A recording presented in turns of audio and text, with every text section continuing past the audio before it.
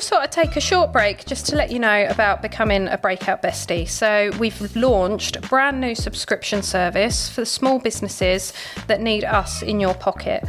So why do you need to become a Breakout Bestie? Well, it's just a monthly subscription that gives you access to us when you need us. There's a closed group where you can ask us any question you need. There's also an anonymous posting on, so if you've got clients in the same group, you can ask us anything and we'll get back to you. Sometimes that'll be a quick answer, other times it might be that we need a bit more of an in-depth chat. There'll also be posts and information on the latest trends, the latest strategies for social media, upcoming things from HMRC that you may have missed, just anything you need to make your life easier to run your business. You'll also have access to our client base and money off discounts and vouchers for various services we've got coming out. This is brand new, it's only just been launched, so have a look, go on our website under Besties and sign up soon.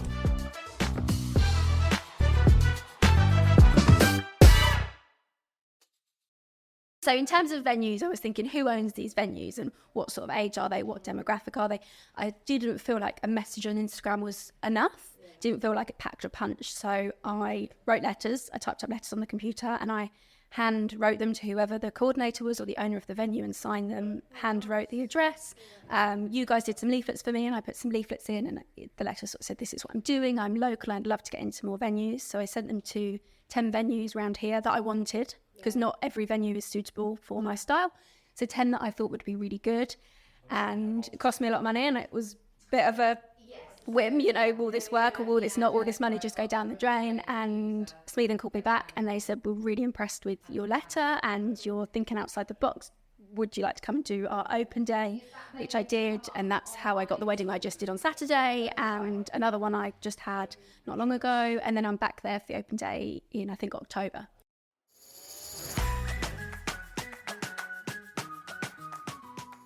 Hi and welcome to Business Rainbows and Unicorns, where there's no such thing as failure if you don't try. This podcast is specifically for business owners or wannabe business owners. Say you've got a side hustle or you've got a passion for something and you think it'd be absolutely amazing, or you see people that do amazing things with their passions and what they enjoy doing. Well, you can do that. So please subscribe and we hope you enjoy listening to this episode. Hi and welcome to Breakout Business Rainbows and Unicorns, where there's no such thing as failure if you don't try. Today on the podcast, we have the awesome and most lovely Sophie from Berries and Basil Flowers. And I always say that the wrong way around. You know when you get something wrong and you keep saying it again and again and again. We've worked with Sophie for, on and off pretty much since we started. How long have you been going now? About 3 years. Yes, the same as us. Technically. So Sophie's had pop-ups at Breakout, we've done the farmers market, we've done her website, she's sent me loads of ideas for different things. It's quite cool because there's a few people, I love a voice note, and we'll send random messages and voice notes going, oh, do you know this? Have you seen this? Oh, by the way, what about that? So thanks for coming on. Thank you for having me. So tell us all about you, what you do, obviously flowers, but more about that. Mostly now wedding flowers. So I started off doing a little bit of everything, but I've really honed in on weddings, especially this year and next year going forward. So all bespoke packages of all different sizes, all within about 30 miles of this area. So have you kind of fallen into weddings, or did you go in with the aim of weddings? Or I did everything, all different aspects of floristry, from small £10 bunches to weddings, funerals. There's so many different routes you can go with floristry, but weddings is really what I love and enjoy doing. So I got asked to do weddings while I was still at college. Oh, nice. So wasn't really ready at the time to do weddings, had a little bit of time to get things together and have ended up there really. And when you say you weren't really ready to go into weddings, what was that? Because I think for me, for what you do, is so like, give me a spreadsheet, I'm quite happy. Give me anything creative, pretty, imaginative, and I'm like blank bit of paper. So what, proper blonde it down to me, what's what do you mean? What goes into a wedding? Because it's not just, here's a couple of daisies. Yeah, so sometimes people think that you just make a couple of bouquets on a Saturday morning. No, it's ordering. You need to know what you're ordering. You need to know how the flower markets work. You obviously need to have knowledge of how to put things together, how to care for the flowers, how to deliver them. That's something that's really hard, transporting something that's pre-made to the venue in top quality condition. And making it last as well. I remember when, I ended up with a brooch bouquet for my wedding, my second wedding. My first wedding though, I had this massive like lilies and everything. It was just the fact that you could hold it and it held together, which sounds quite simple, but to have something that people aren't gonna, it's just gonna be put down, picked up, moved here and there. It's got to be built to last. And I think sometimes people just go, oh, we've scooped a load of flowers up, here you go. Yeah, and that's the hard thing. There's only so much you can do until you've delivered on the day. So you can give them advice of how to look after them, how to care for them. But there is only so much you can worry about. You can only do your job and until they're dropped off. Yeah. What happens with them, whether they do a bouquet toss or something, you can't really change. Yeah. It's making them last. But if you do training and you know how to condition them, then they will last. A lot longer than people would expect, actually. That's normally the feedback I get. They last longer than we thought. And do you have to educate people into what they can and can't have?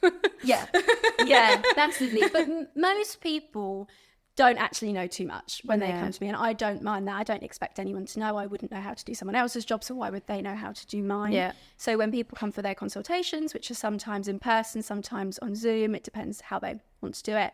I will explain like what's possible, what's not possible, what they can have and what they can't have. Often they'll know that if they want peonies, really they're going to have to get married in May. Yeah. What I can get, and I'll always try and get what I can, but we are working with flower markets and the natural environment, and if something's not growing, something's not growing. Yeah. There's nothing I can do about that. So most people are really understanding and get that, and that's obviously in my contract that I will try and get those flowers, but it's never 100%. Yeah. And you've have you seen over the last 3 years a trend of what flowers, like we were talking to someone the other day about wisteria, because Bridgerton. So have you seen a trend in flowers and changes over the last 3 years? Yeah, it's odd because I've learned in different ways. So I've got different qualifications. Yeah. And now I've sort of figured out my own way. So when you learn the traditional way, when you go to college and get your city and guilds, I think I can say that. Yeah. It is quite backwards. It's not really what people are asking for. So I did my qualification, and then the couples were coming to me and I was thinking, but this isn't really what you're taught. So there's a bit of a issue there. So what is it that you're not taught? What's the difference? So you're taught quite a traditional, tight, neat way. Right, okay. Which isn't really what brides are wanting now. No. Is what I've found. Some do, of course, but mostly they want something a bit more natural looking with a bit of movement. Yeah. And I think where I'm different is I sit right in the middle. Yeah. So you're trained, you either need to be neat or messy. Yeah. But other people are offering neat and messy. Nobody's offering the middle. Oh, okay. Which I was always told was wrong, but actually that's where I've done quite well. Yeah. So I would say my designs are hopefully neat enough that they have some structure, but they're not so messy they look like they're just pulled out the hedge. Yeah, it's sort of what I try and go for. And that has worked really well, though I've always been told that's wrong. Yeah. That's where It's funny, though, this opinion of what's wrong. Like, what wrong to me is a bunch of dead flowers. Yeah. Right is anything else. Surely, because that's... Yeah, because I get that there's the trends and the fashions and everything, and it's the traditional way, but non-traditional wouldn't be wrong. It's just what people's tastes. Exactly, yeah. And I always say, like, don't worry about the trends, because in 2 years' time you'll regret going for the trend. Yeah. When I first started, dried was massive. This was sort of lockdown time, and people were cutting pampas out other people's gardens, and weird things were going on, obviously, in lockdown. Pampas trend. But it was Stacey Solomon. Yeah, and everyone was saying, you've got to do dried. And I thought, but dried isn't my passion. And I knew from working in fashion previously, as quickly as that had come in, it would go out. Yeah. Which it probably now has. Yeah. It's still around a little bit, but not so much. So, and I thought fresh flowers, I don't think will ever go out. Hopefully they won't. No, definitely not. So that's why I really focused on fresh, which I think was the right decision. And I'm now hopefully proven it was the right decision. Yeah, so I wouldn't worry about the trends too much. Go with what you really love. Yeah. And yeah, you should. And I think people, especially getting married, because you've got the fashion and your style, like going from the dress, whether you're going to have a modern dress or a traditional dress, if it's with lace or if it's just going to be plain, more detailed or covered in diamante, like there's everything in between.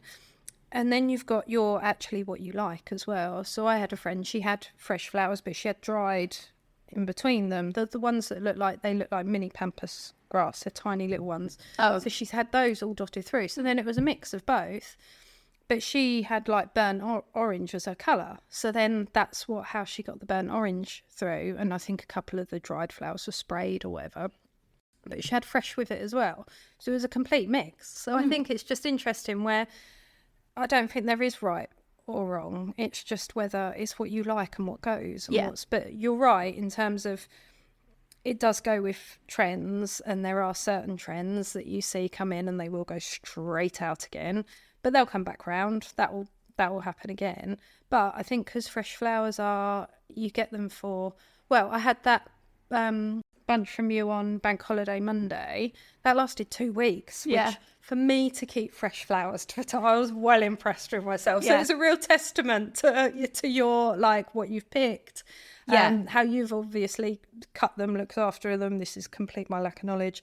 But for me to be able to put them in and just make sure there's water in there, and they've lasted for that long, it just goes to show. But at the same time, that's not going to go out of fashion, because that's just, you treat yourself. I knew someone, he bought his other half fresh flowers every week. That was just their thing. And I think so many people do that as well. Yeah. So it's not going to go out of fashion, because it's that treat, isn't it? It's like chocolate. It's like a box of chocolates and flowers, isn't it? You kind of like, so. But so what do you do? Because you've got the wedding season. Yeah. And you're currently heavy in wedding season. We're on our 15th day in a row of working. So what happens off wedding season? Because obviously there's the planning and, like you say, the meetings and arranging. But what else do you do? So I almost do what I want to do. Nice. So it depends what I feel like doing. So 2023 was when I went fully full-time as running my business. Yeah. And I did everything last year. So I just thought, right, I'm going to have a year and I'm going to do everything. So I did workshops, I did loads of pop-ups, I did loads of markets, I did weddings, I did funerals, I did everything. And then I sort of got to 24 and I thought, right, now I need to look at what I enjoyed, what I liked doing, what obviously made money as well. So yeah, I have really honed in on weddings this year. But yeah, throughout the other 6 months of the year, it's a lot of inquiries. So September and January are really heavy inquiry time. And then you've got obviously everything else, like the website, so all your professional photos will start coming through. So they need to get on there. It just depends. Yeah, I'm unsure what I'm going to do this winter yet, whether I'll do workshops or not. I won't just have a break. Won't do something I won't like. Yeah.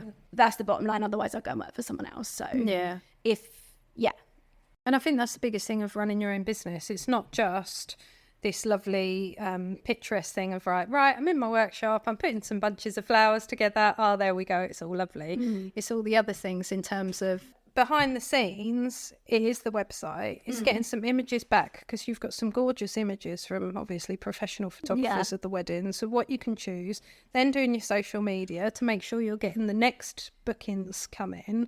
It's all that admin. I think people don't see that, and especially as a florist, it's that, oh, it's lovely, you're a florist, you put flowers together. It's like, yeah.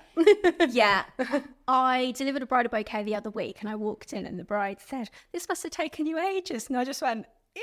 Because obviously they're paying you to do it. But yeah, I couldn't go, no, it didn't. I was like, yes, it has taken me ages. Yeah. That's why it's not £10. Yeah. Yeah, obviously that's another thing. Yeah. The pricing. Yeah, which is... What do you struggle most with in the business? What do you find? So now it's growth. Yeah. And knowing what to do next, really, because I'm currently working from home, which has its pros. You know, I can stop at 4 p.m. and walk the dog in the winter because it's getting dark, and go back into the workshop in the evening. So that has worked really well for now. But going forward, when I now have people work with me, so having the room for them as well and things like that is going forward, what is next, and doing things at the right time, I think, as well. So, yeah, because I will need somewhere bigger. Yeah. But knowing when to do that and get in the right place and not rushing decisions either, because I know the things I've rushed have been things that have cost me time and money. Yeah. Because they need redoing when you rush things. Yeah. So 100%. it's just keeping an eye out, looking what's out there, and I know the right thing will come up at the right time. Yeah. So, and you'll know as well. You'll just know. But then what's hard is I need somewhere for 6 months of the year. Yeah. So, yeah, is there a possibility that someone might want somewhere for 6 months in the winter? Hopefully that might work. But yeah, I'm sort of on the lookout, but obviously that's a massive cost, and you have to take that in when you're only having an income for 6 months of the year that you need to spread out for 12 months, because who can survive working 6 months of the year? So yeah, it's just working that all out. Yeah. And how do you find working out pricing? And so I just do my pricing I just base it on what I do, what I need. I don't really worry about what anyone else is doing. So I intentionally don't really follow other florists on Instagram. I don't think it's helpful for me. I follow about 5 that I really like, probably people more that I know. Yeah. It's not helpful for me when I've got a 2-week break, seeing that other florists look like they're having 5 weddings a week. That's just not, it's not helpful. But that is social media, though. That is living my best life. Might not have 5 weddings in a week. Yeah. However, we might post about them all. Yes. Yeah, because you've got time. Yeah. So, I can't remember where I was at.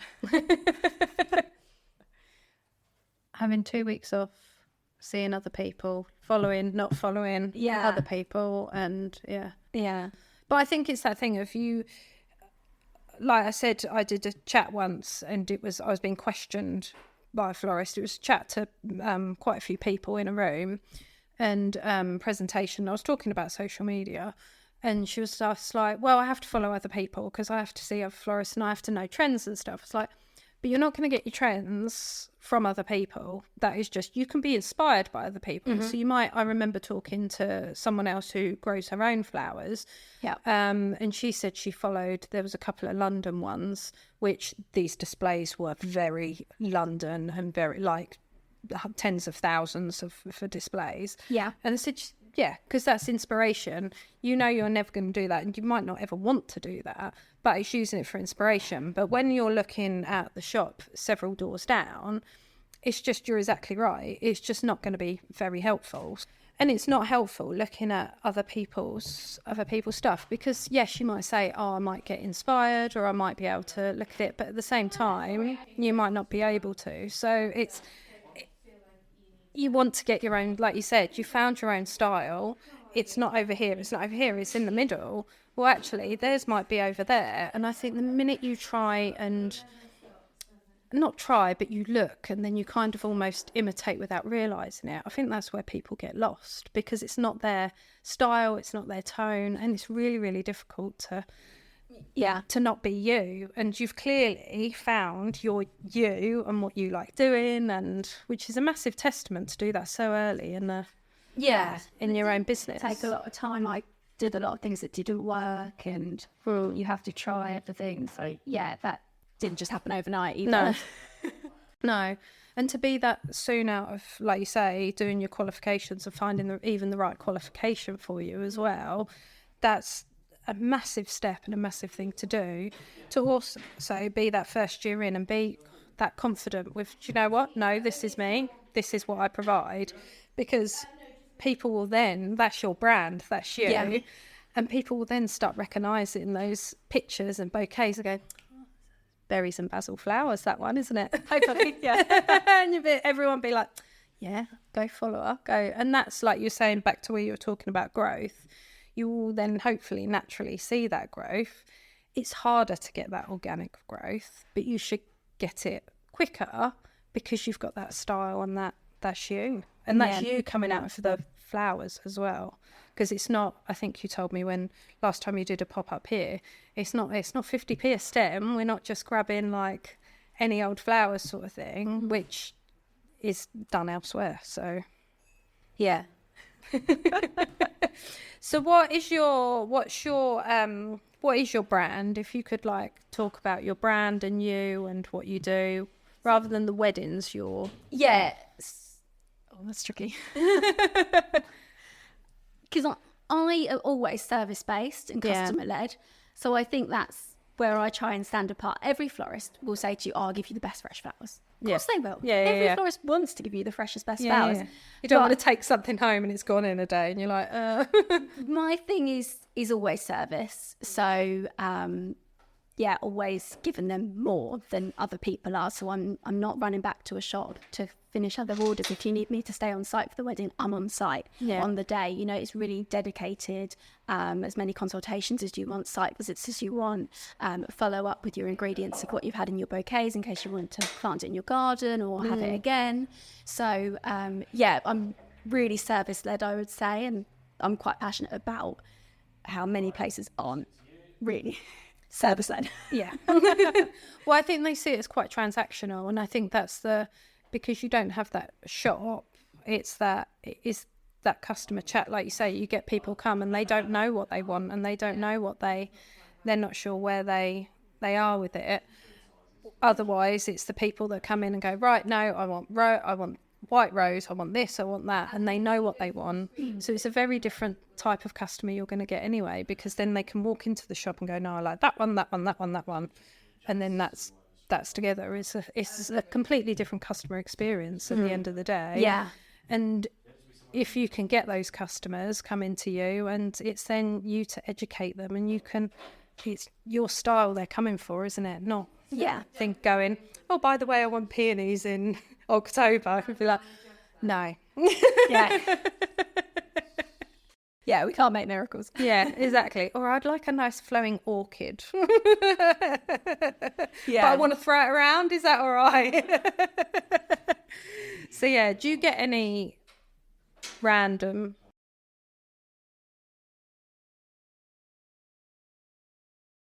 Have you had any that you've had to educate and like? The thing with weddings is you are dealing with so many people. So like the grandma will have an idea of what's coming, and then the parents will have another idea, and then the bride and groom will have what they actually want. And that's where you can get a lot of opinions. Yeah. And that's where things can get quite complicated, because I'm then having to please so many people. Like when I turn up with the flowers, what if grandma doesn't like them? Yeah. You know, will she then say something and things like that? So that's quite hard. But that's just the wedding industry. Yeah, everyone has that. I was going to say that's wedding as a whole, isn't it? Interesting. And going back to what you were saying about, it's funny because I was talking to someone else in the wedding industry that said similar about if you've got 2 weeks off and then you're seeing what everyone else is posting. Okay. She was saying she sees people, if they're posting all the time, then maybe they don't actually have work on. I thought that's a very interesting way of looking at it, because it's that balance of promoting yourself and putting yourself out there when actually, yes, I've got the content because I'm working, but it's a hard one. A florist said that to me recently, that other florists think that florists who post a lot aren't busy enough. And that is that, but often I'm posting at 1 a.m. Yeah. You know, if I wasn't working, I wouldn't have the content to post. So, I don't really get that argument personally. But yeah, when it comes to September, I probably will have more time to post. Yeah. It's a funny one, isn't it? Like, I just try and do like a reel once a week and a couple of posts. Obviously, at the moment, it's quite heavy on the bridal bouquets. Yeah. But then I've got photos of all the other. I've got a separate work phone, so I've got thousands of photos of just the last few weeks. So that will obviously keep me going through the winter as well. Yeah. But I think I'm lucky to work in an industry where everything's so beautiful. Yeah. So like, for me, taking photos and videos comes quite naturally, because I'll be in these amazing venues with hopefully beautiful flowers. Yeah. And, you know, I've just got to take a picture. That's not hard for me. Whereas I know a lot of people are having to think of content, put it together. But that comes quite naturally, I think, with the wedding industry. Yeah. Well, yeah, because you've got a just beautiful, like you say, if you're working at, I think saw you at Boxted Hall recently. Yeah. So just the approach and the video, I've been to a couple of weddings there. So you instantly recognise it.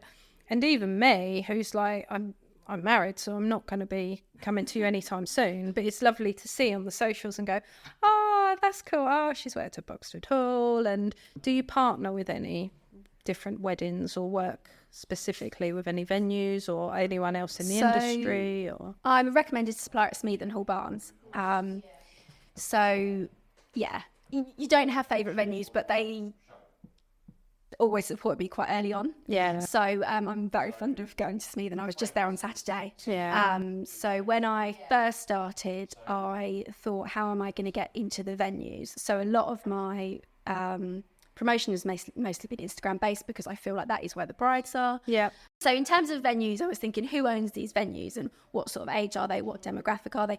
I didn't feel like a message on Instagram was enough. Yeah. Didn't feel like it packed a punch. So I wrote letters. I typed up letters on the computer and I hand wrote them to whoever the coordinator was or the owner of the venue and signed them, hand wrote the address. Yeah. You guys did some leaflets for me and I put some leaflets in, and the letter sort of said, this is what I'm doing. I'm local and I'd love to get into more venues. So I sent them to 10 venues around here that I wanted, because not every venue is suitable for my style. So 10 that I thought would be really good, and it cost me a lot of money, and it was a bit of a whim, will this work or will this not, will this money just go down the drain? And Smeath called me back and they said, we're really impressed with your letter and you're thinking outside the box. Would you like to come and do our open day?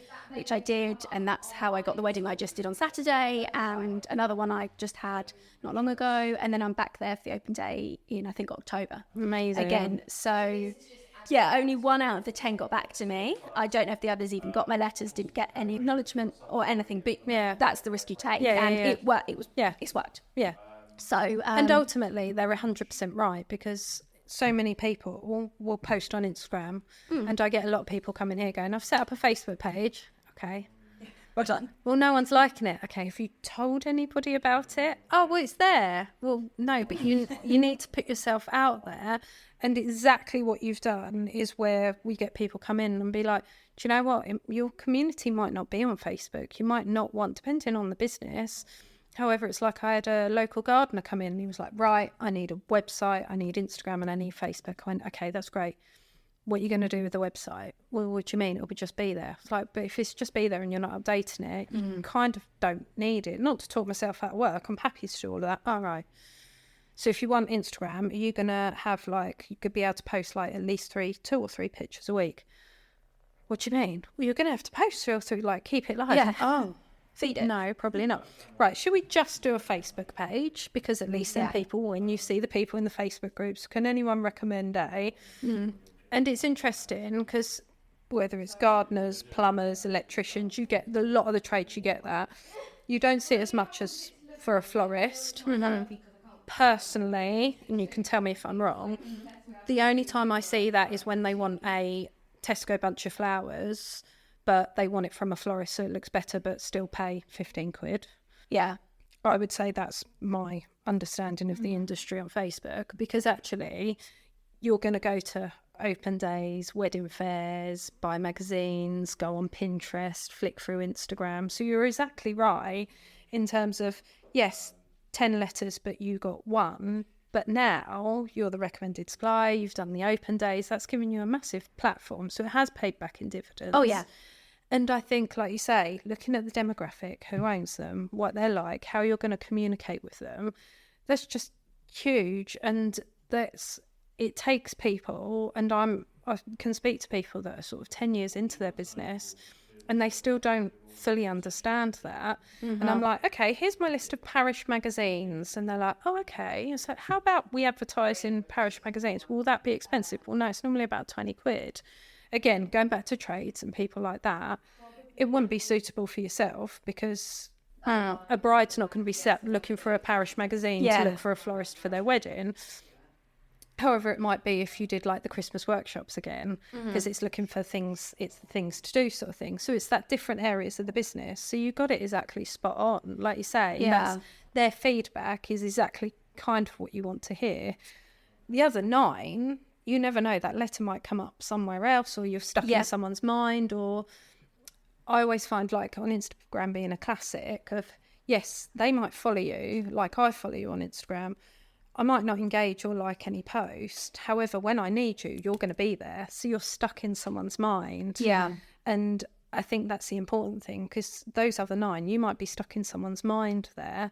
it's just not come up to the point where, actually, Sophie wrote that letter, let's give her a call out. And actually, Smeatham Hall's like on your doorstep, so. Yeah, it's perfect. Yeah, no, it's, I shouldn't have favourites because there's loads of venues around here, but it is great Everyone for has me. favourites. And my style suits it perfectly. Yeah. And that's So the that's thing. important. Yes, it's a favourite, but it's a favourite for the right reasons. Yeah. It's your style. It's how you work together. Like you say, they've supported you from such a early start. And so now some of the venues that didn't really want to know me early on are now sort of getting in contact. Yeah. Which is fine. But you think, I was still the same person 2 years ago, and I was still as reliable. I still had the same skills and whatnot. But as you build, obviously you get more interest. Yeah, So that's interesting. direct. Yeah. And have you found it's been harder to get into that just because you were new, or are you? I think I struggle because I look so young. So it's getting people to take me It's like me, I'm seriously. only 21. So, that's often sort of the mums will be like, oh, you look so young. And I think there's are you capable of doing this? Sort of behind that sometimes. Go, no, it's just my SPF So every day. It's just... I'm actually 45. It's just sort of trying to prove people wrong, I suppose. Yeah. That's hard. But I know a lot of my friends are in the same boat. A lot of people are of my age who maybe look a bit younger. So, I get that's quite hard. But there's not much you can do about that. No, though. exactly. And I think the proof is in, like you say, if you focus on customer service, customer experience, and ultimately the weddings you've done, it will feel a bit almost like tough to start with. But once you're there, like you say, you start getting inquiries from other people, word starts getting round, and they get to know your brand. Because actually, in some ways, it's the flowers and the bouquets you've put together and the pieces you've put together and the buttonholes and all the little, because I know your attention to detail is amazing. So when you see, like, when you've done a video and it's like the finished, whether it's a barn or a church, whatever it might be, it's that's what, so it's kind of then taking you out of it. It's not Sophie, it's Berries and Basil Flowers. Because by the time you get married, I'm gone. Yeah. Sometimes I'm there. Yeah. Not often. Yeah.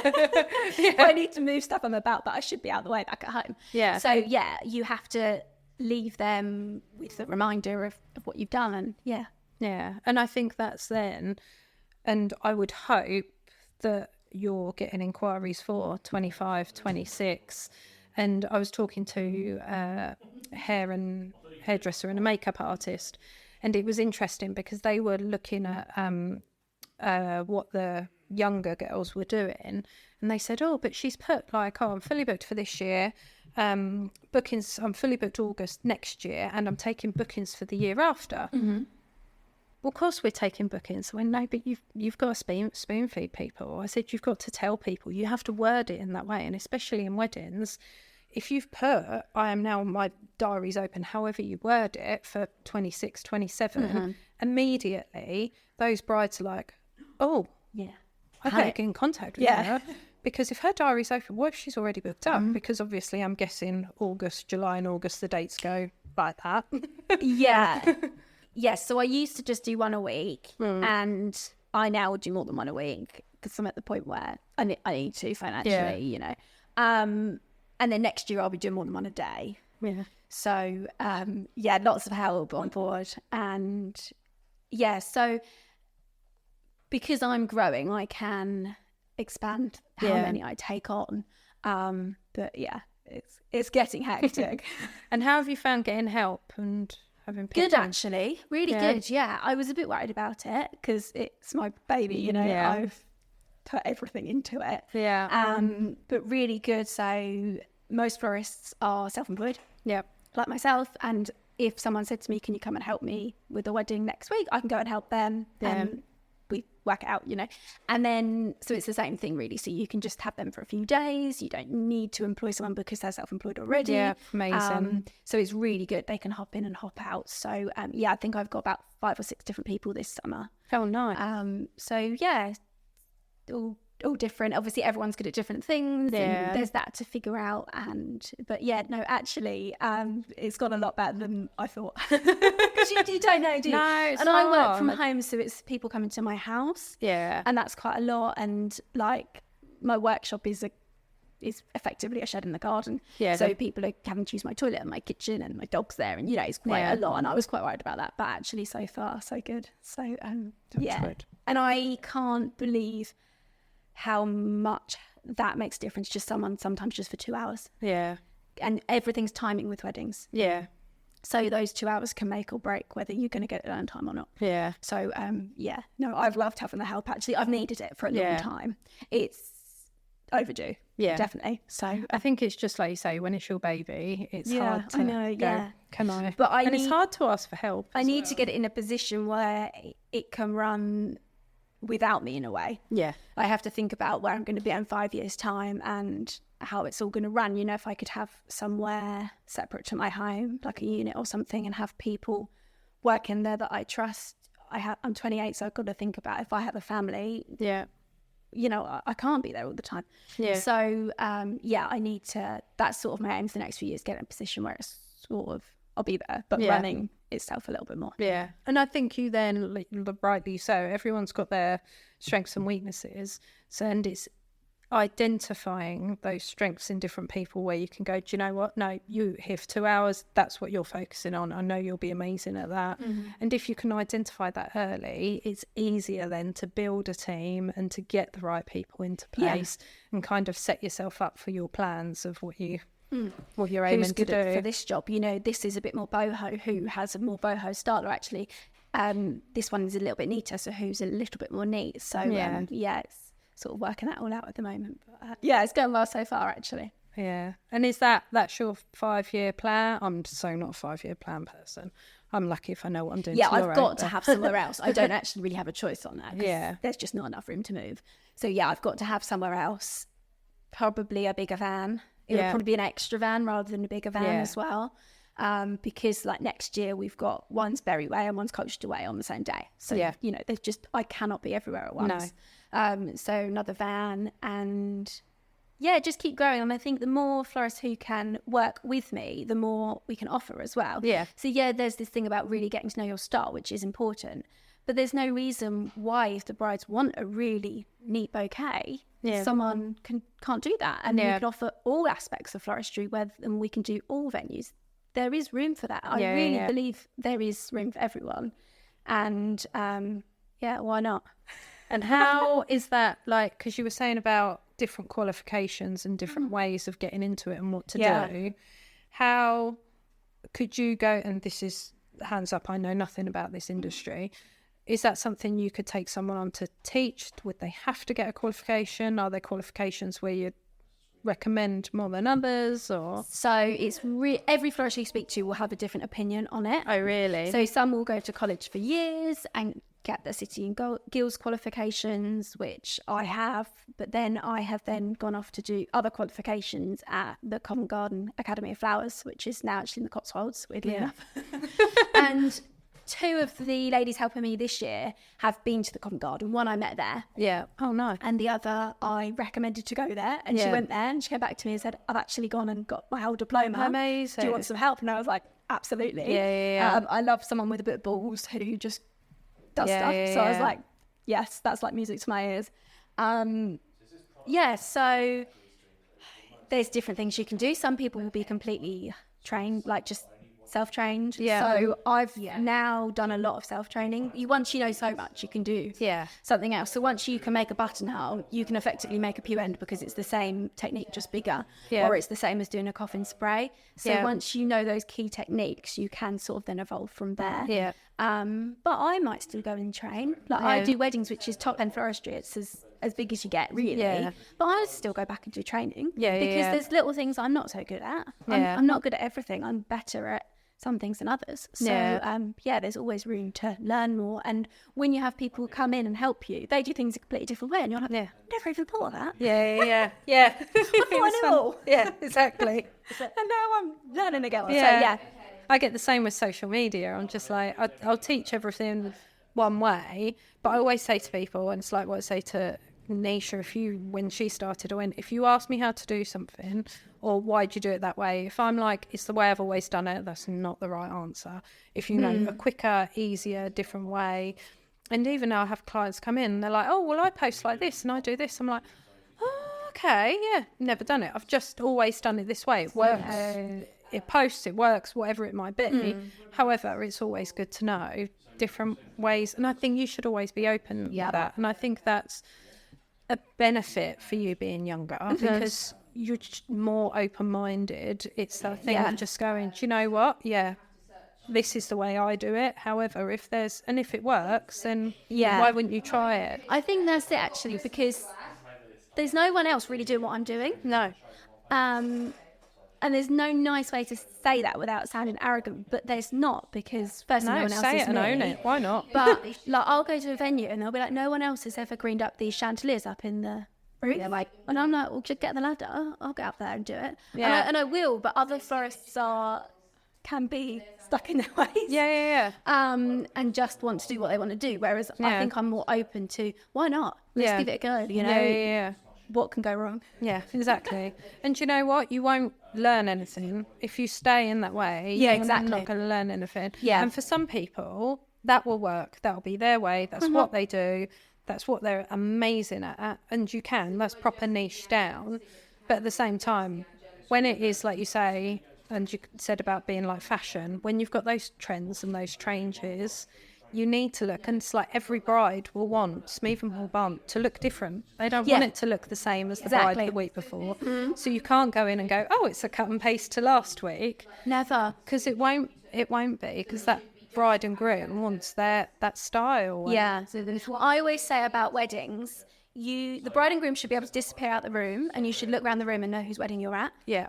Without them being there. Lovely. Like the flowers should be, the bride loves orange and there's orange in the flowers.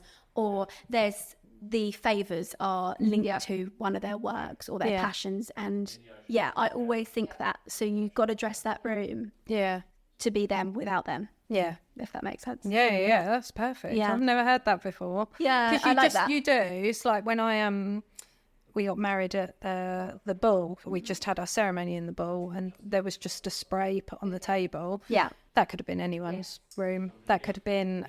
Until we... And the dog came. My dog came. And until we were all there, you wouldn't have known. However, we had the reception in our garden, and a friend... We'd lived together for like 10 years at that point. So I was just like, right... Do you know what? You're great at cakes. You make the cake. You're good at a hog roast. You do a hog roast. So my friends didn't get us gifts. They just all contributed in some way to the wedding. So again, you could have walked in. Yes, it was our garden. Bad example. But if it wasn't, you would have known it was us for exactly that reason. But I've never thought of it in that way at all. And that is exactly right. When I went to my friend's wedding last summer, and Gemma, and you're right, I walked into that barn and you can tell it was her style and her wedding. My sister's, her husband works at the seed factory in Coggeshall, so they had watering cans on the table with the flowers coming out. This was before I actually did my business, and then the favours were like little seed packets, and then they said something like plant and watch your love grow while you sow, or something along those lines. And those little things really people love that, and I think I love attention to detail, so that's so like me. I love that sort of stuff. So have you got a Pinterest account? You should do a Pinterest account of all the little ideas. Yeah, I have. I need to catch up with that actually. Just add that to the to-do list. Maybe not until November. Once I've slept. It's that theme thing, isn't it? Like you say, of the seeds and the watering cans and stuff. Ours was centred around the split screen camper van, so there was like blue and silver and camper vans everywhere. But then that's why I had the brooch bouquet, because my nan had passed away, so we got given all her, and she had loads of flowers as brooches, so it's completely different, but that's what we went with. So I don't think we actually had flowers. It's probably not the thing to say on this episode. The only thing I can say to make it worse is that you had artificial. No, I'm out the door. No, definitely not. There's nothing more. I saw a post the other day of what's real and what's not, and I was like, bearing in mind you can edit a photo. So my biggest thing with AI at the moment is you could obviously AI all your social media, all of your website if you wanted to do like, write me a post about talking about how to display flowers. Like I could create a floristry website for me using AI, and I could do a whole social media account. If someone inquired or gave me an order, I wouldn't know what to do because when it came to it, and that's kind of my thing between artificial and real flowers as well. Artificial have got wire in them, like I get it's easier to do, I get is it saving the planet because it's still acrylics, plastics, whatever they've used. However, my belief, and I'm not just saying that because you're sat here, my belief is the flowers are grown to be picked, to be on display, to be enjoyed, to be loved, to pretty up. That's really bad phrasing, but you know what I mean, just to make somewhere more beautiful. I've got a real irk about artificial because I think you're making something instead of something that's being grown, and So it's not easy artificial. So when you do a qualification, you actually do a little bit of artificial. Oh, do you? And I didn't find it easy. No. Because you're cutting wires, where it's actually easier to cut a natural stem. Yeah. Much easier. So it's not easy. I just don't think the two should be compared. Yeah. That's all. I interestingly did a poll recently, and I said, do you think somebody who works with artificial flowers is a florist? And it was 50-50. Really? And loads of people were like, Sophie, what were the answers? Like, we want to know, like, they were like, what's the actual answer? And I was like, I don't even know. Yeah. I really don't, because I do think you need some skill. Absolutely. You've got to have an eye for detail, and you've still got to be organised and deliver on time and all these things. Is it floristry? I don't know.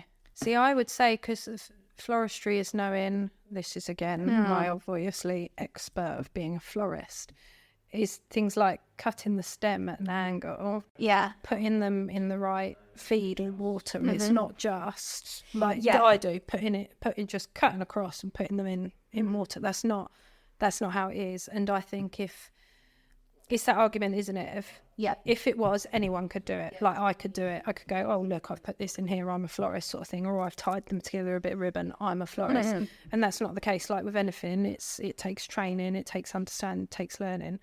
Then again, yes, it does with artificial, but you could say that like us decorating our windows, does that make me an expert in window displays?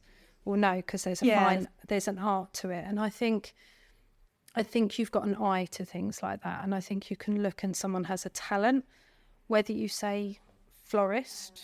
My coming from a background of great grandparents having a flower shop, no, they lovingly knew about each individual stem, why that stem's not £1, why that stem's £2.50, £5. I mean, back in the day with sixpences.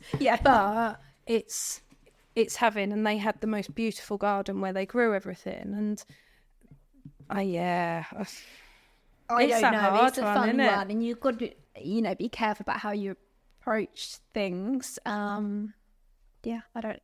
You do. You don't want to offend anyone. No, because it is, but like you say, it's a talent. Me, it offends florists. Yeah, exactly. That's the thing. That it's more offensive to us, I think, than vice versa. Yeah. Yeah. Because surely it's the care and attention. And are they reused if they're artificial? Do they come and pick them up and take them away? Because if you do a wedding, all those flowers, pew ends, buttonholes, they're ours, aren't they? You keep them, and I know some people that have had them specially dried or done different things with them to keep them for as long as possible. But do they go and pick up the artificial ones to reuse? Or so I've got a blog post on what to do with your fresh ones after. Have you? Because a lot of people ask, and I want people to get the most out of them. So I'm like, right, get your signing table piece on your fireplace at home or somewhere high up, because that's where it will look best. To give it a top up of water, and cut your bridal bouquet, put it in water, all those things, because sometimes we'll have to pick up like vases and things the next day. But all the flowers, we're like, enjoy them,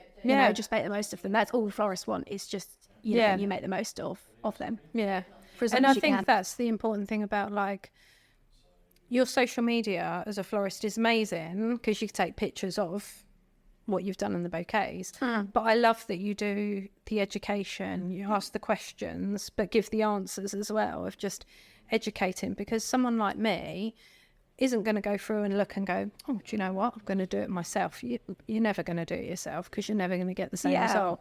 But it's just nice to know. And like you say, I think you did the bit about, and it's because it's an interior designer I follow. She puts bleach in her water. I think you did a post or a story and commented Someone on asked it. me about it, I think. Yeah. And it's that things like little tidbits like that are perfect for someone like me. Yeah. Because It was saying 3 times. It's like some. I never understood why my Waitrose flowers, mentioning the T word, I've refused to shop there. So my Waitrose flowers, why they do only last for a week. But I just assumed it was me. I thought, well, it's me. I'm not cutting them right. I'm not putting, I'm putting the food in at the wrong time. I'm not looking up after. So when I had those ones from you and they lasted like 2 weeks, I was like, clearly I'm an expert now. But I wasn't, because I'd obviously been in and spoke to you about having the right stems and the knowledge behind the knowledge behind it, how to look after them. You don't get that from a supermarket. No, and we could talk about the supermarkets all day. But your main things are not near aircon, not near drafts, not in unnatural light, and in clean buckets. Well, where are they at the supermarket? Under the aircon, in the doorway, under unnatural light, and in dashy buckets. So there you go. That's the T word. Don't worry. Yeah. I love a moan about supermarkets, mainly because I'm all about buying local, supporting local and small businesses. Yes, they have their place, and for some people they're an absolute godsend and a lifesaver, and I get that. Yeah. However, it's just, then that's why I always say to people, I've really offended someone in COVID, didn't realise I was in a group, and someone said about catching it, and they said, well, I don't go anywhere apart from to work and to Tesco's, and I'm like, but what do you do at a supermarket? You touch everything. And then it got down to a whole blame game. So I'm not blaming anyone, I'm just saying there's some things it's not for me. At the time it wasn't for me. We were having everything delivered. I just spoke to everyone local and got everything delivered. So it's just my way of life. I find it easier to buy local. And again, now having done the whole thing of I've bought something from there, and yes, it was cheaper, but then it didn't last as long, or it didn't look as nice, or it wasn't the same kind of quality. And I think that's where people need to understand. It's kind of similar, I'm guessing, to the whole artificial conversation as well. If it's a certain price, and some people, it might be really expensive. Well, actually, some people, they want to pay that. They want the quality. They want the longevity. Like you say, they want to have the customer experience of, do you know what, can you stay on site so we can move the flowers around? Can you move them from where we're getting married into the reception area? Can you make sure it's the tables? So it's all of that you get. It's not just like, oh no, it's £2.50 a stem, but I've only got 10 stems, so it's like 25 quid, isn't it? Yeah. It's that knowing. And I think, do you have that? Have you now got to the point where people are coming to you because they know we'll get the quality, we'll get the experience, or do you still get a bit more of I think so. price negotiation? And I have my packages, and they're out there, whereas some florists don't put their prices out there, whereas mine are on my website. Yeah. So people sort of know the price before they come, which obviously helps, and I can give them a rough price before they come if they know what they want. And obviously that goes up and down throughout the wedding planning process, and then about 3 months before, I'm like, right, this is what it is. Yeah. How much am I doing?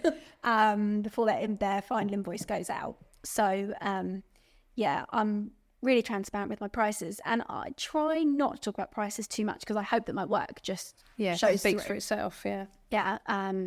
But you sort of have to a little bit, because there's this whole thing with the wedding industry with, they just put wedding in front of it and they put the prices up.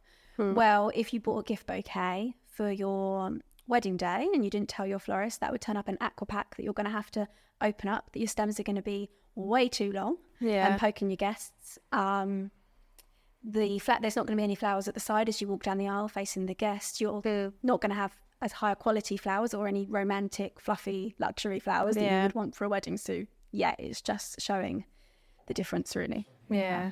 And I think it's interesting because you get I've been questioned before when I haven't recommended someone for something, and it's like yourself, I've been asked before, like, oh, where can you get such and such from? And it's normally been a thank you bunch of flowers and stuff. And because I know the person who's asking me, I know what they're willing to pay and what their budget might be. And I've had it before, it'd be like, oh, you didn't tag me in this, or you didn't recommend me. And I'm like, you don't want that inquiry, because I know the inquiry would be, hi Soph, can you do this? Yes, I can. It'll be £100. Oh, well, I only wanted to pay £40. Yeah. It's not worth the admin and the back and forth. And I think that's the important thing. It's like when people put on Facebook, oh, does anyone know a really nice place to eat on a Sunday? Well, it's like the classic one is, can someone recommend a gym in Sudbury? Yeah. We get that. I see that quite a lot. And I'm like, and everyone's obviously tagging their favourite gyms where they're going. Whereas a couple of times I've been like, do you want a pool with that gym? Do you want a PT? No. What's your budget? Do you want, like, what kind of gym? Are you into weights? Are you into cardio? Are you looking to specialise in something? And I think it's the same with floristry.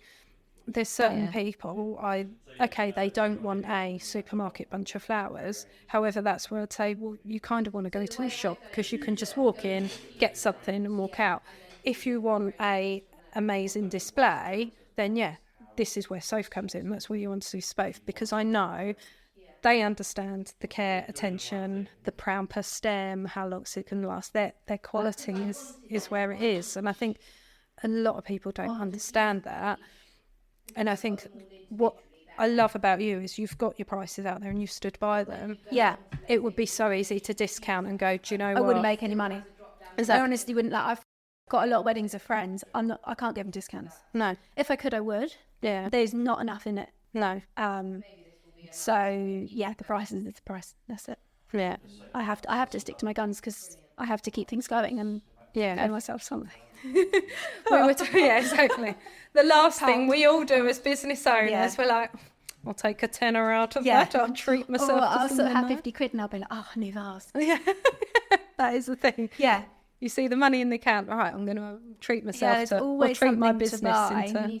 Exactly. Yeah, and I've invested a lot this year actually into different things. I've had a rebrand and uniform, new website that Andy's done for me, and quite a lot's gone in. But I did a budget at the start of the year. Did you? It's really helped me actually, because I feel like for the first few years, you do just wing it. Yeah. And then you actually think, right, I actually need an income and I need to know what's coming in and really know what's going out. And I love figures and maths anyway, so that's not really a thing that I struggle with business-wise, I wouldn't say. But I sat down and did a budget of, expected van costs and expected this and that and all these extras. So then I feel like I'm a little bit more on top of what's going on.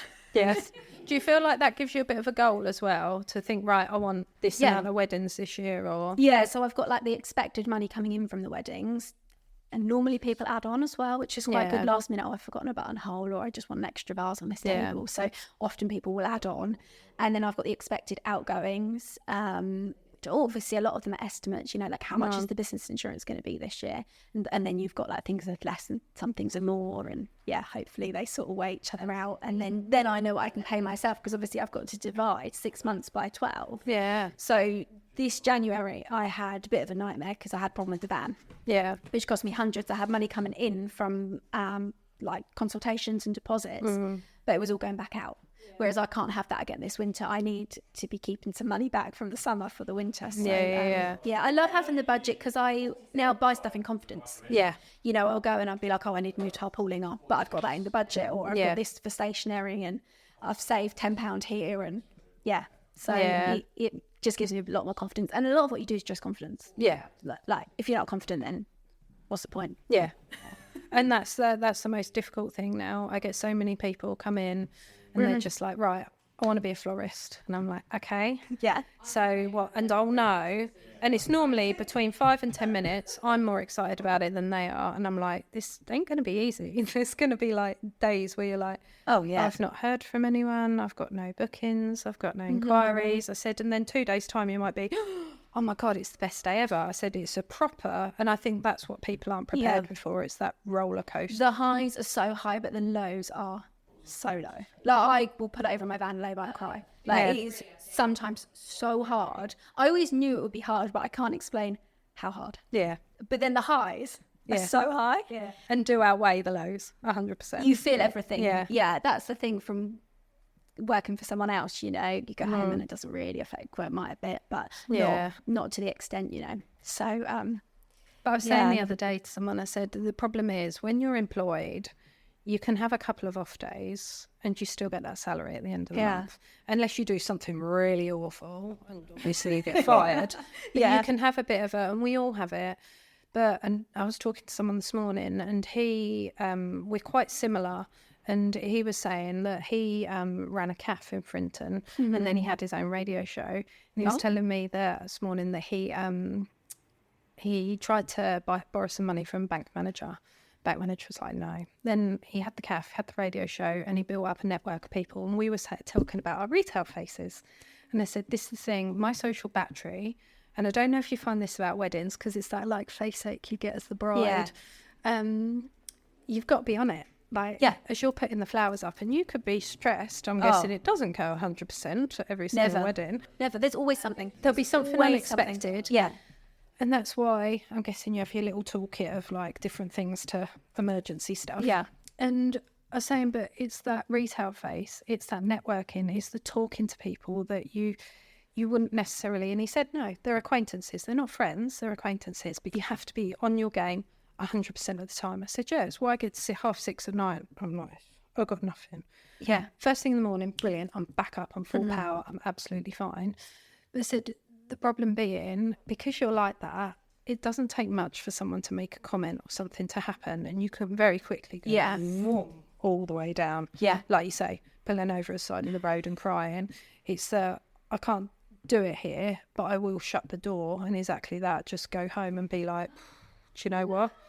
I just want to shut it up and go and work at Waitrose.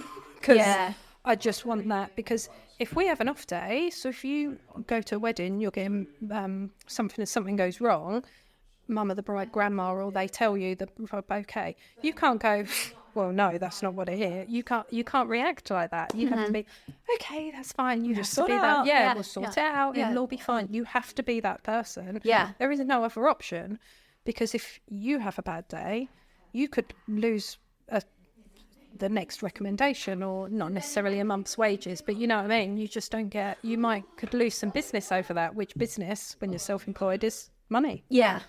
And I'm naturally quite bubbly, but I'm not all the time. No. So I think people think that I am always like this, and I'm not. But I've always been in customer service from when I was 16. So at Waitrose, funny enough, you mentioned that. So I love a bit of Waitrose. Always been front-facing.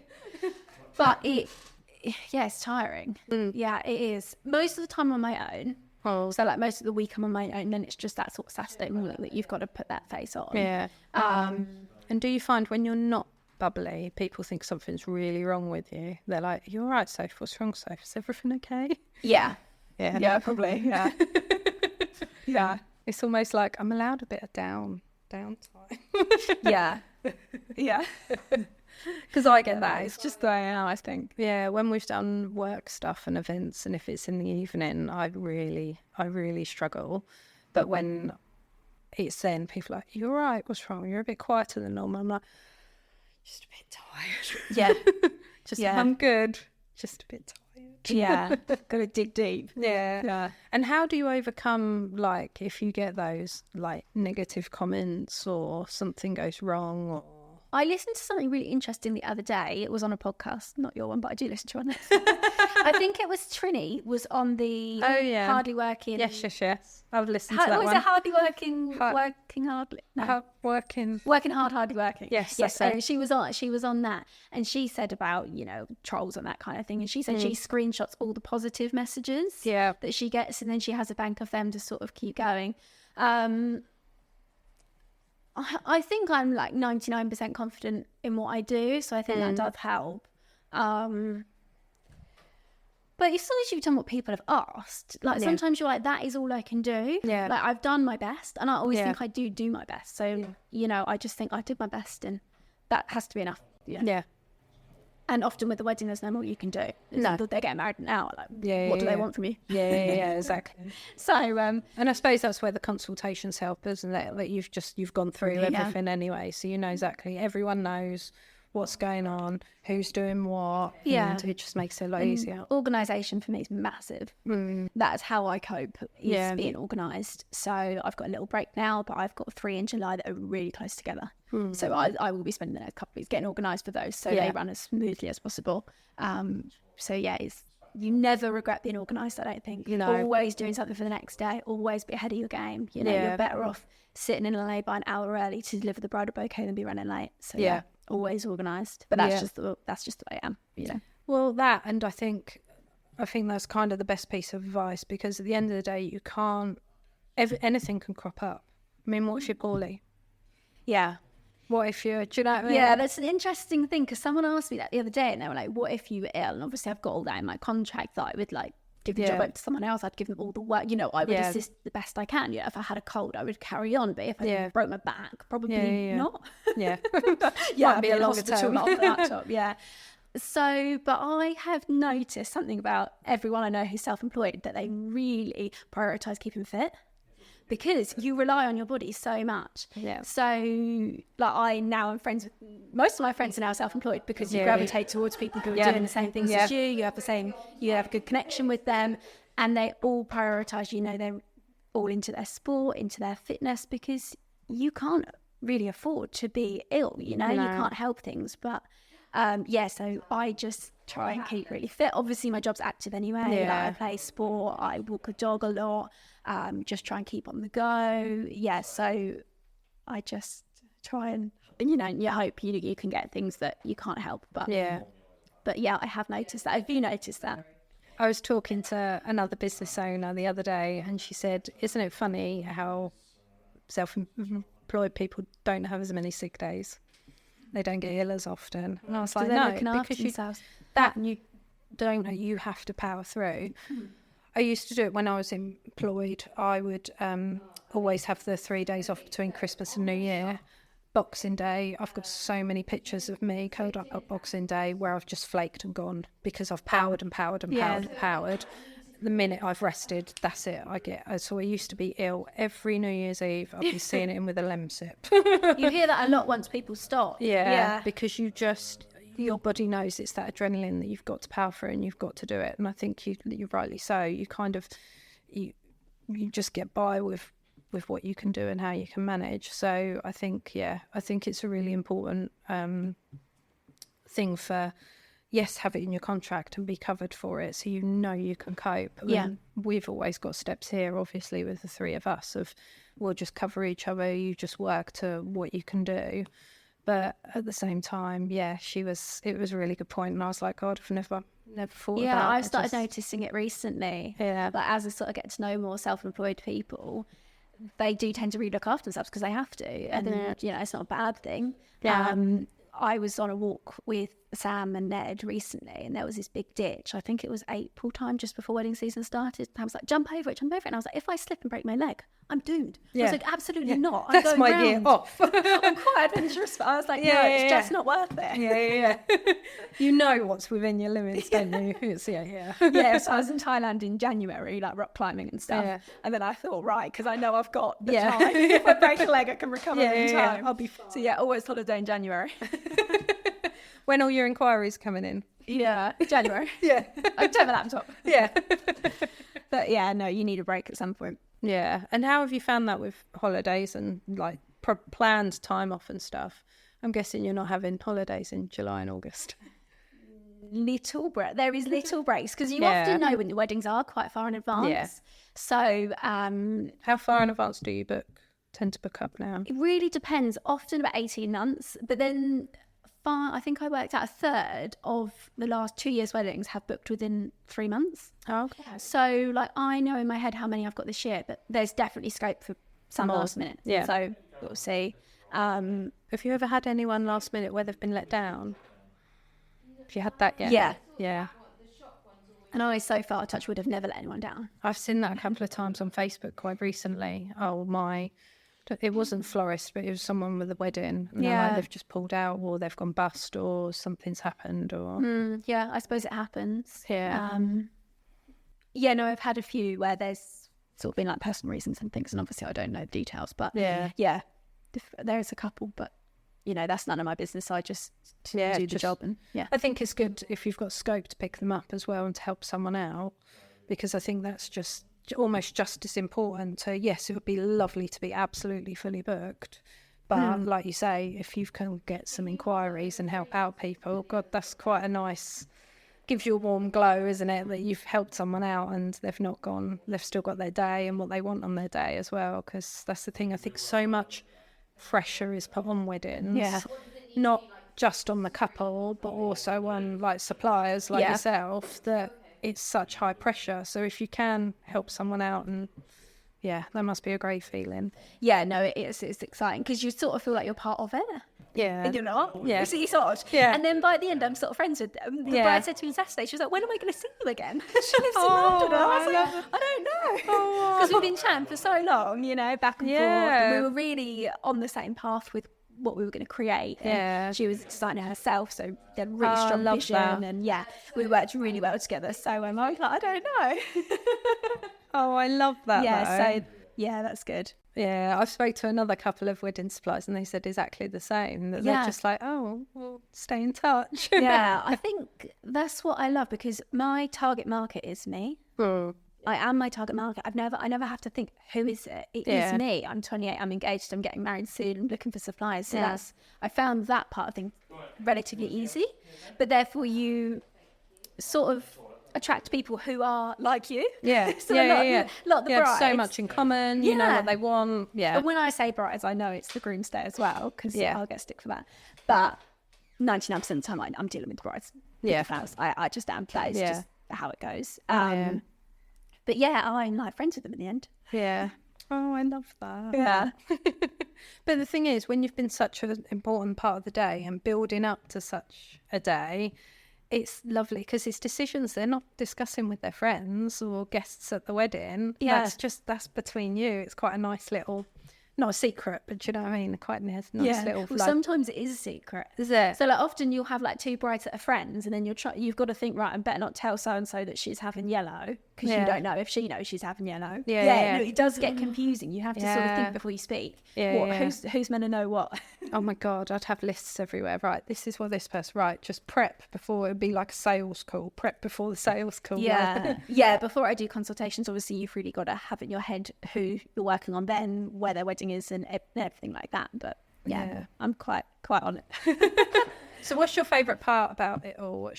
What do you enjoy most? Sometimes I want to say, I want to go home. Because when it's done, there is a big relief. Because it's the build up. So much it's pressure. I love being on site. I love being out in the van, driving to all different places that you'd never go to otherwise, really. Because yes, you get to go to a few weddings a year, maybe if you're lucky to see a few venues, but you'd never get to see them all otherwise. And people's homes as well, when they have them at home and they've got like beautiful gardens. I love that, being out in the van. That feels like, I'm doing the right thing. Love that. And would you do, I know you said within like 30 miles of here, but would you do any further away if you were? A little bit. So I've got a few this year that are a little bit further. It's a little bit more money because the packages include the 30 miles. So if they want me to travel that bit further, they have to pay for that. But there's a fine line between having the flowers in the van too long on the morning, which I don't really want. So like, I'd always open up the doors about 6 a.m. on the van, get some like nice fresh cool air in there and things like that. But if you had like a really hot August wedding, you don't want to have the flowers in the van for like 2 hours. Some people would, but for me, it's keeping the quality high, and I don't want to sacrifice that. So so at the moment I think one's about 40 miles, but where I am is quite good because I'm not far from the Essex border, so I can cover Suffolk and Essex. I can sort of say both. With that. And there's a lot of venues like the A12 way. A lot down there. You've got like Hutchins, Braxted Park, but then obviously in this area you've got lovely barns like Weston Priory, Smeaton, Alpheaton. So there's loads of weddings. There's always loads going on because I'm friends with the other suppliers, like my friend Holly, who's a photographer, and we've not got one the same this year. So you think there is so much work out there. If you go get do you do wedding fairs or anything like that? So I do Smeaton's open day. I have to think how much it costs to put in, to be honest, because it's not just my time. And when you do a fair, you've really got to show off you need to be doing urns and really big arrangements. So I've got in my budget to do one a year. Yeah. I really think my time is better spent on Instagram. Yeah. I really believe, I've believed it from the start. That's where the brides are, and that has worked.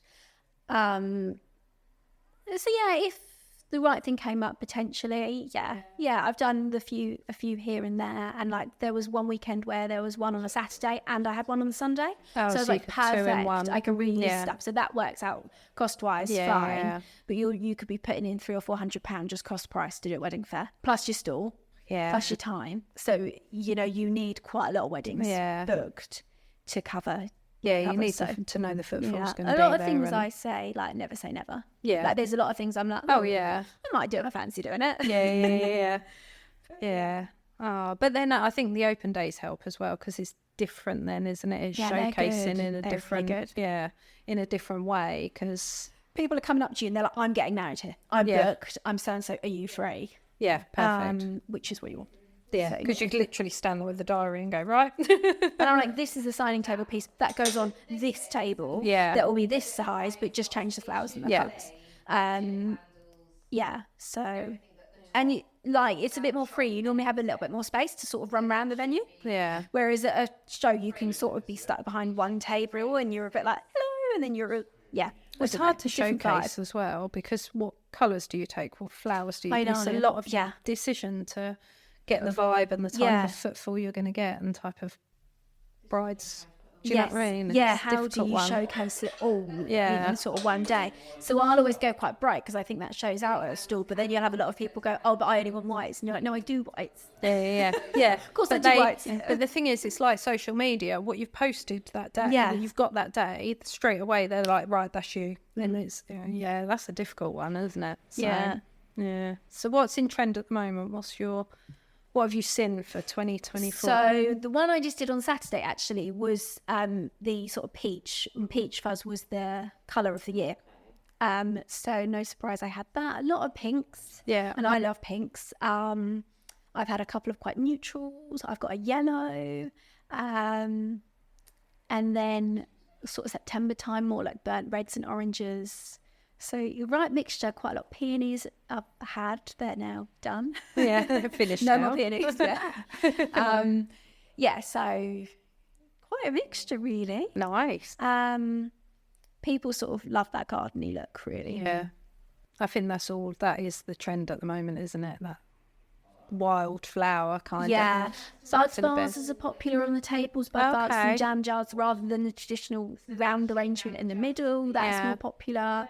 Trying to think, pew ends are popular. They're cute. Bows are really in. I was going to say, you get the bow on them, which is popular. See, I think that's an eye in itself, just doing a bow.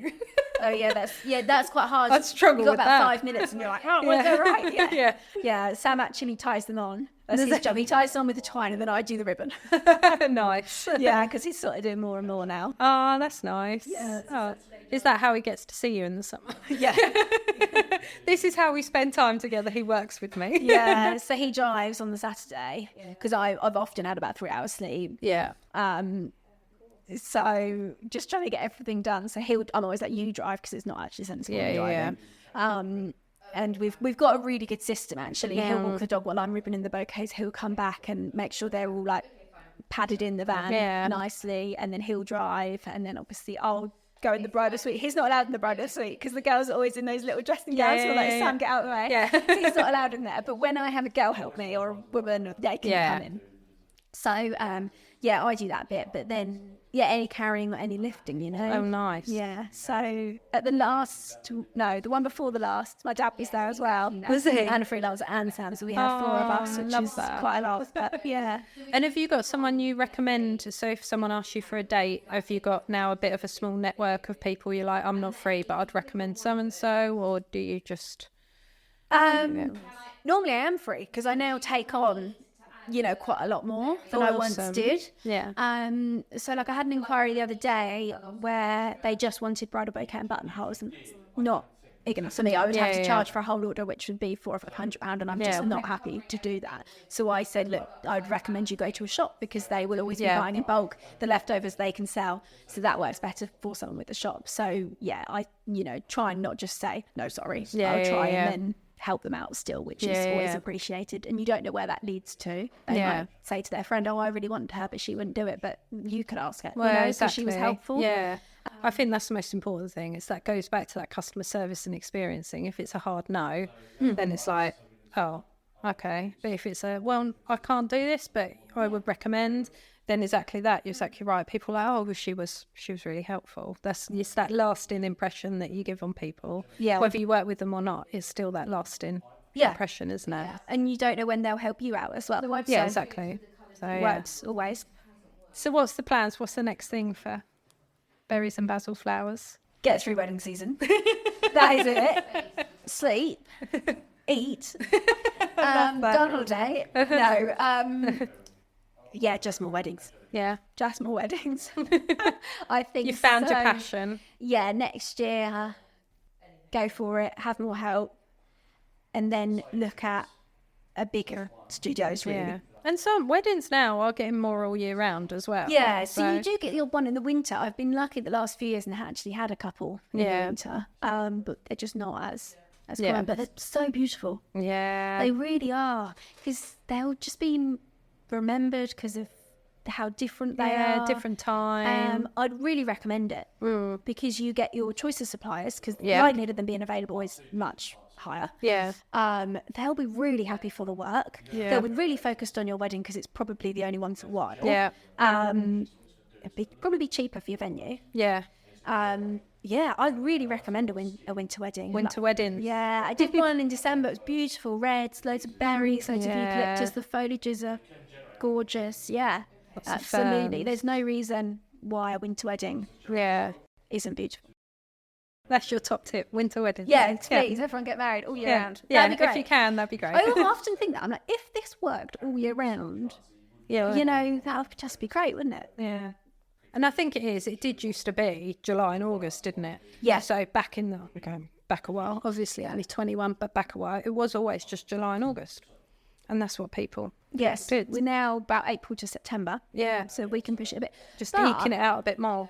You'd think June wedding's lovely weather. We'd have terrible weather. Oh, it's been horrendous. So really, whenever you pick, you don't know. It's in the middle of a thunderstorm this Saturday. Yeah, so we could be going more. Are we going more for an Indian summer? Or are we going to get more better weather like September, October time? Yeah. Don't know. And then I think in the winter, you don't have the downpours we've had. Yes, it's cold, but it's cold and crisp. Yeah. So as long as you dress for it. Just get a little fluffy jacket. Yeah, exactly. Indoor wedding, you're fine. Yeah, twinkly lights. Yeah. Gorgeous. Yeah. There you go. We're going to wedding planning, winter wedding planning. Yeah. Niche it down.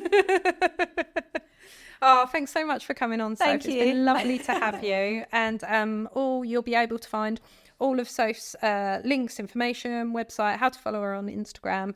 And go and give her a like and a follow and recommend to all your friends and family. Thanks for having me. Thank you.